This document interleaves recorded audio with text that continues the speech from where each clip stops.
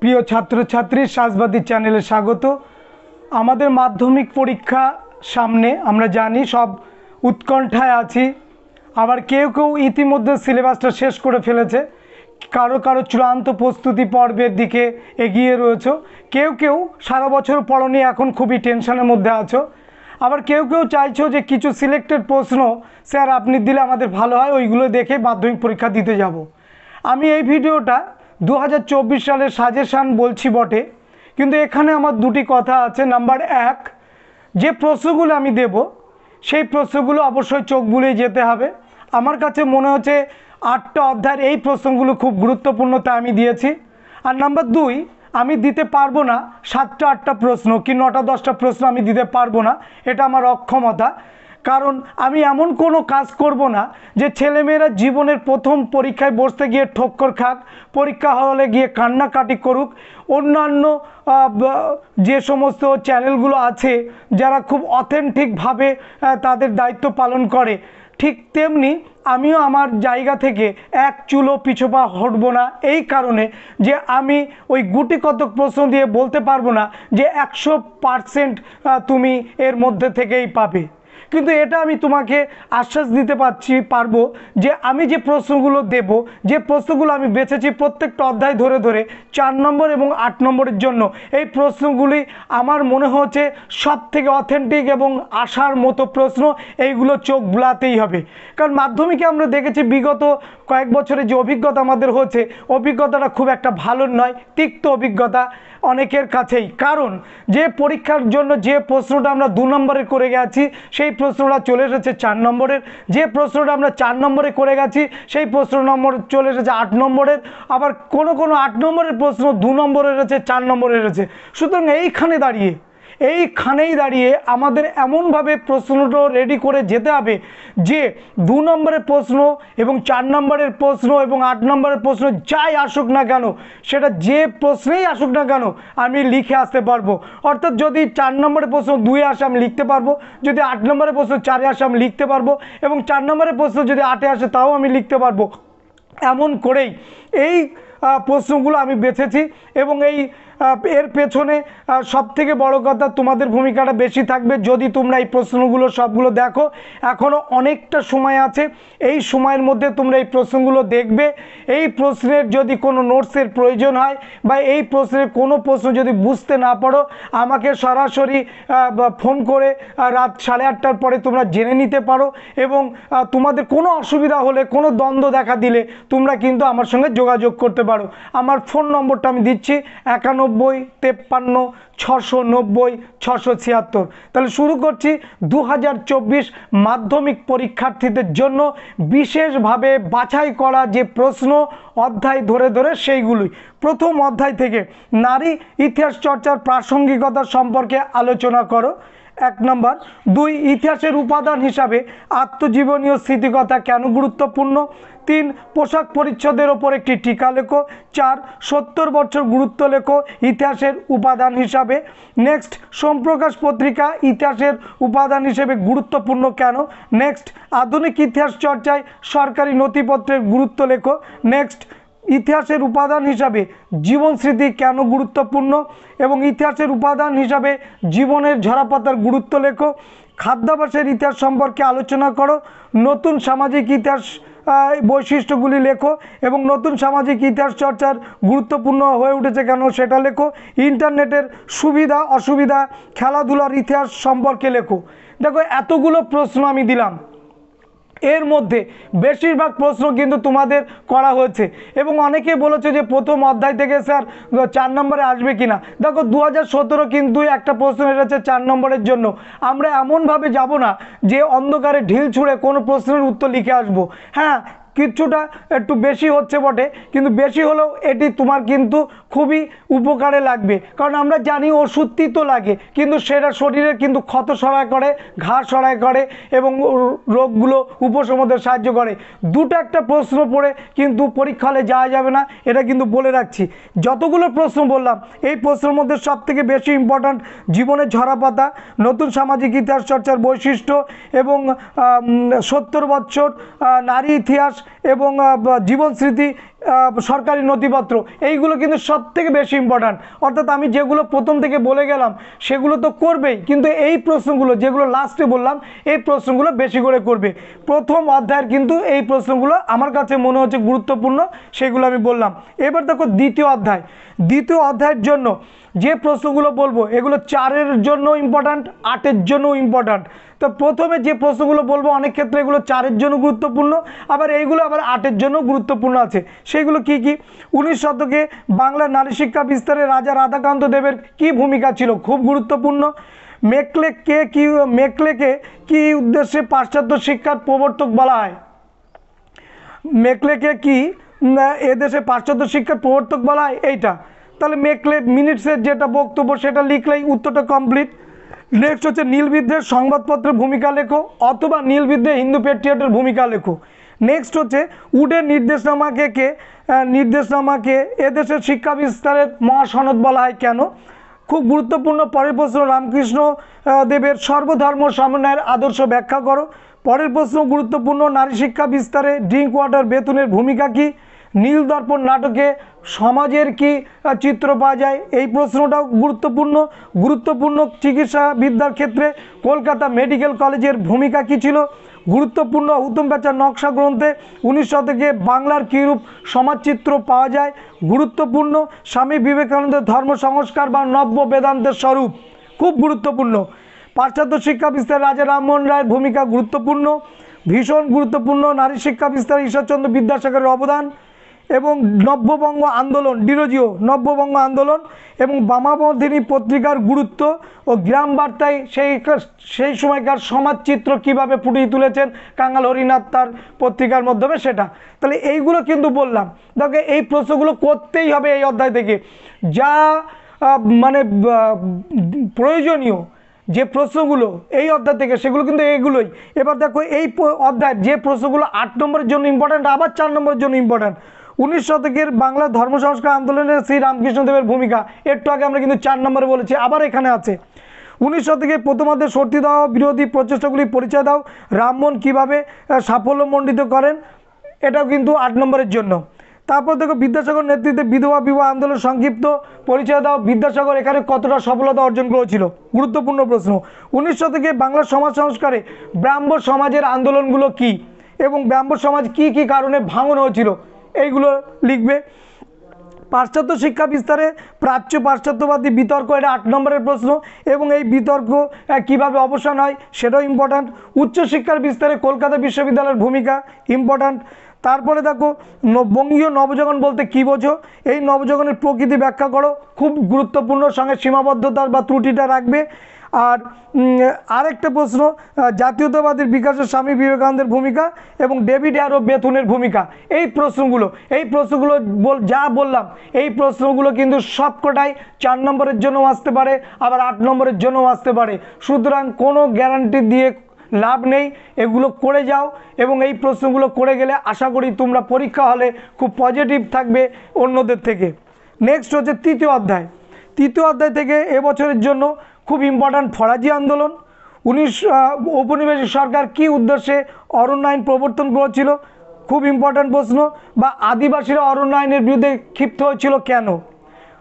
সাঁওতাল বিদ্রোহের কারণগুলো উল্লেখ করো, 4 নম্বরের জন্য। ফরাজি আন্দোলন তো বললামই।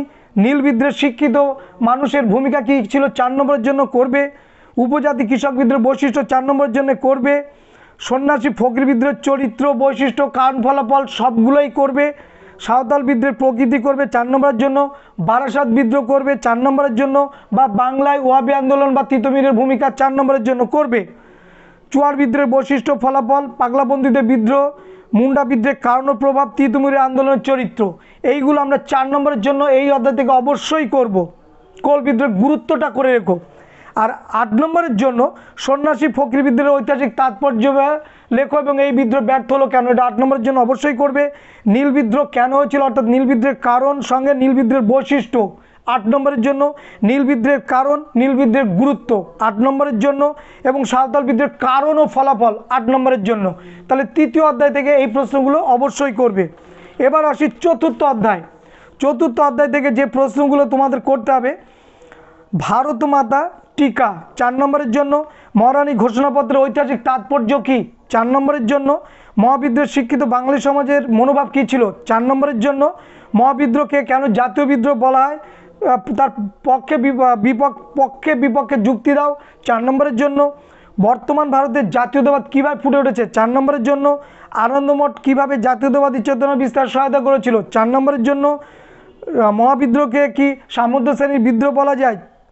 তোমার সপক্ষে যুক্তি দাও। 4 নম্বরের জন্য ভারত সভার উদ্দেশ্য কার্যাবলী। 4 নম্বরের জন্য বঙ্গভাষা প্রকাশিকা সভাকে কেন প্রথম রাজনৈতিক সভা বলা হয়?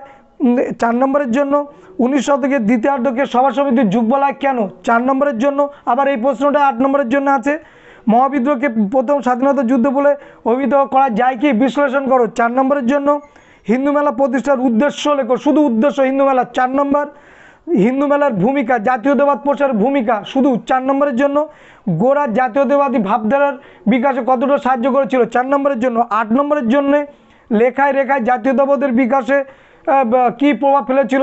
8 নম্বর মহাবিদ্রোহের চরিত্র বা প্রকৃতি ভীষণ ইম্পর্ট্যান্ট এবছরের জন্য। 8 নম্বর আনন্দমঠ জাতীয়তাবাদ বিকাশে কতটা সহায়তা করেছিল?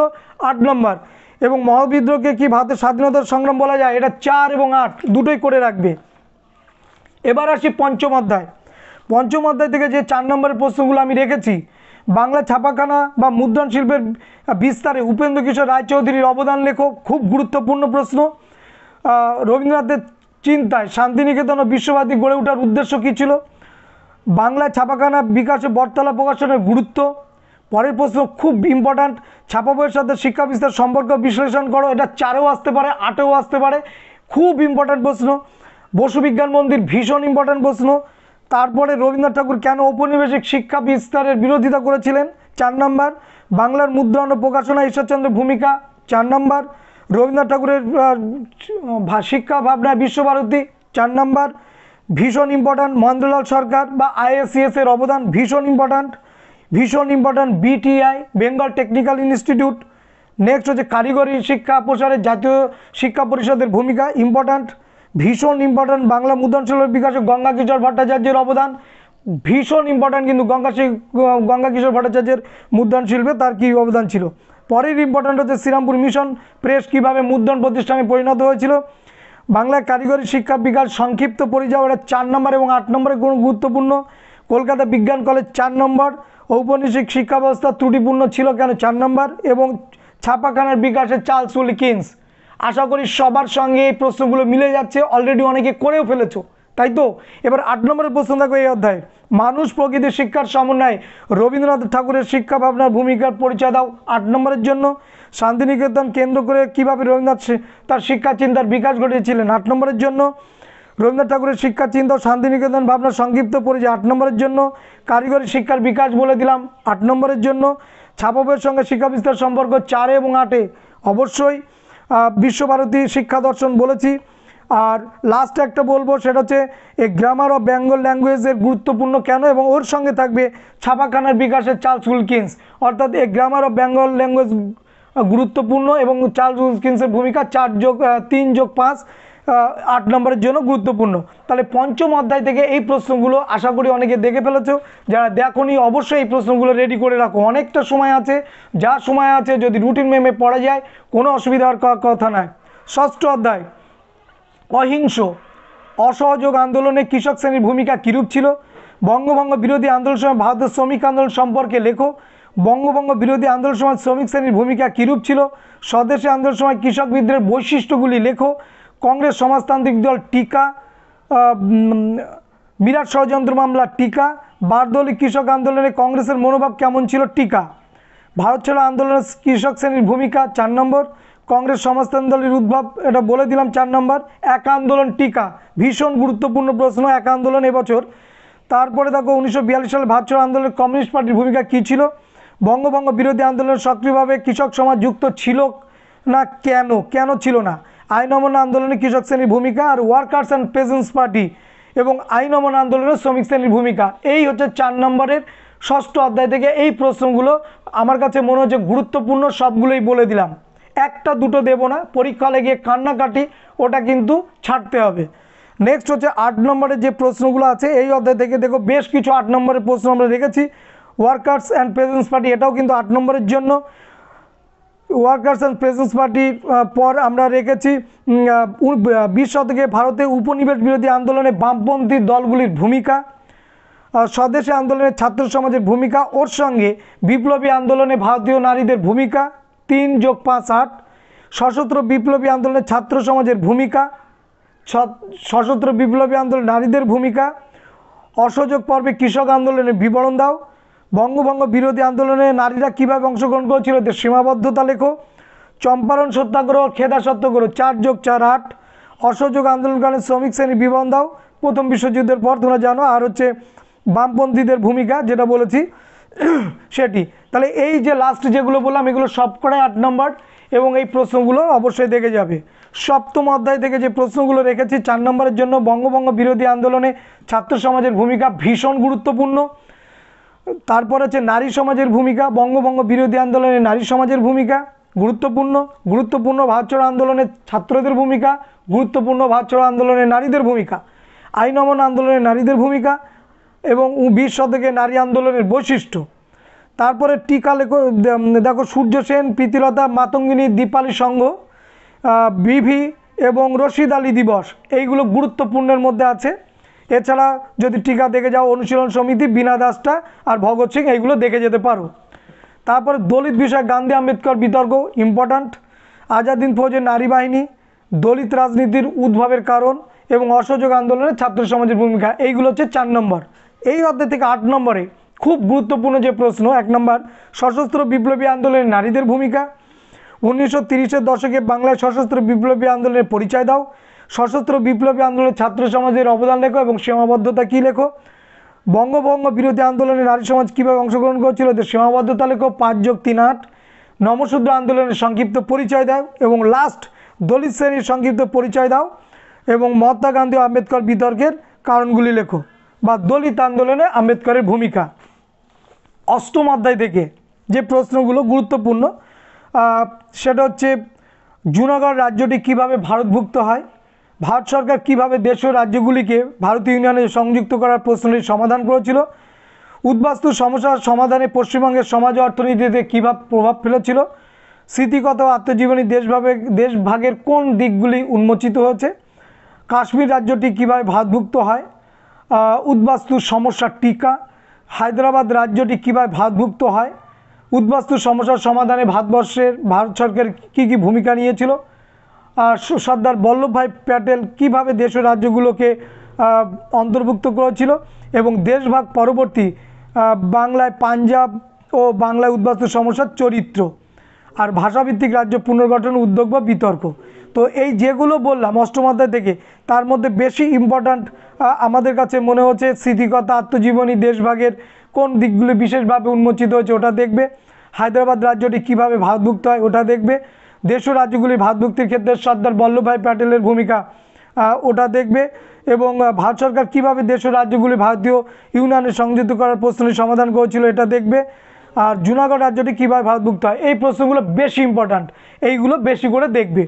দেখো প্রশ্ন একটু হয়তো বেশি হতে পারে, অনেকের কাছে এটা খারাপ লাগতে পারে যে স্যার এতগুলো প্রশ্ন, তবে এতগুলো প্রশ্নই করতে হবে। এই কারণে করতে হবে যে আমরা এটা চাই না যে সময় থাকতে থাকতে আমি তার প্রস্তুতি নেব না, এখনও যথেষ্ট সময় আছে। কেউ যদি এখনও একটা রুটিন করে বাধা ধরা নিয়মের মধ্যে চলে জীবনটা পাল্টাতে চায়, পাল্টাতে পারে, কারণ যথেষ্ট সময় আছে। এই সময়ের মধ্যে 4 নম্বরের প্রশ্ন, 8 নম্বরের প্রশ্ন, আমরা যে অধ্যায় ধরে ধরে 2 নম্বরের প্রশ্ন দিচ্ছি, আমরা যে এসএকিউগুলো দিয়ে এমসিকিউগুলো দিচ্ছি, এগুলোও কিন্তু তুমি দেখতে পারো, সময় করে নিয়ে দেখতে পারো এবং তোমার পড়ার সময়টা তুমি বেছে নাও, কিভাবে তুমি পড়বে, কিভাবে রুটিনটা করবে, কোন সাবজেক্টটা আগে রাখবে, কোন সাবজেক্টটা পরে রাখবে, এবং তার একটা ভিডিও আমি দিয়ে দিয়েছিলাম। সমস্তটাই কিন্তু নির্ভর করছে তোমাদের উপরে। আমাদের যা কিছু কথা, আমাদের যা কিছু প্রশ্ন দেওয়া, আমাদের যা কিছু বক্তব্য, কিন্তু সমস্তটাই তোমাদের জন্য। তুমি যদি এটাকে গ্রহণ না করো, মনে প্রাণে হৃদয়ে যদি গ্রহণ না করো, তাহলে কিন্তু সমস্ত কিছুই বৃথা হবে। প্রশ্ন হাতে পেয়েও, প্রশ্ন জানা পেয়েও কিন্তু অনেকে ছেড়ে আসে। সেই সেই জায়গাটা যেন না হয়। সময় ধরে ঘড়ি ধরে লেখা প্র্যাকটিস করো, যাদের মনে থাকে না, ইতিহাস যাদের মনে থাকে না, অবশ্যই লিখে সেটা পড়ো, পড়ার পরে সেটা লেখো, আবার সেটা পড়ো, আবার সেটা লেখো। দেখো এইভাবে কিন্তু মনে থাকে এবং এটা দুর্ধর্ষ কাজ। লেখা এবং পড়া দুর্ধর্ষ কাজ। শুধু রিডিং ধরে পড়ে গেলে হবে না, সেটা যতটা না মনে থাকে লিখে পড়লে কিন্তু তার থেকে 1000 গুণ মনে থাকে। সুতরাং এই পদ্ধতিতে এগোও। এরপরে যদি কোনো সমস্যা থাকে সরাসরি ফোন করবে। সবাইকে ধন্যবাদ। সুন্দর একটা রেজাল্টের কামনা করছি, সবার কাছ থেকে ফিডব্যাক পাবো আশা করছি যে স্যার পরীক্ষা ভালো হচ্ছে।